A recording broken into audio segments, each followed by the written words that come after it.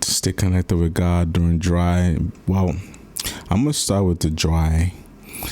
I think it's a cliche for most people to say, like, rack up, right? Rack up in your prayer life, rack up in your devotional time, rack up in like your when you're doing good, to kind of just rack up in that, so that when dry seasons come, you'll be all right. But the truth is, if I was to speak in my experience, I have the word of God as a promise that everything's going to be okay, even when things don't look like they are, right?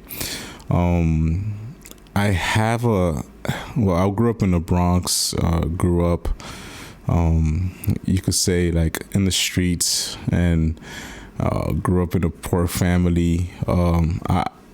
So I will automatically have this mentality to just hunker down, like, like when a storm comes, sorry, you would like naturally just like hunker down, just wait for everything to pass.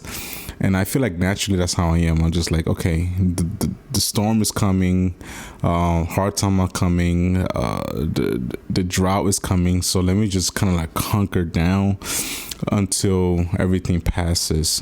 One of the things though that I learned during this kind of like current season of my life is that the hunkering down and kind of like just letting things play out isn't necessarily the best thing for growth, at least for me, because once the storm passes, if you were hunkered down the whole time, what did you learn in the storm, right?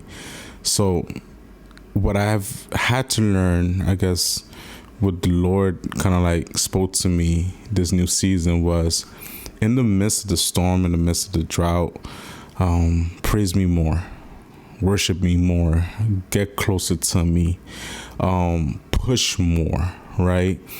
And learn what you need to learn in the middle of this storm, in the middle of this drought, so that way when you come out of it, you're not just coming out wiser, but you're coming out stronger, because you were working out this whole time that this drought was going on in your life. So to me, I would say this: just get closer to God, get closer, push harder, and yeah, when you come out this storm, you'll be a lot stronger, and you have a lot more to give.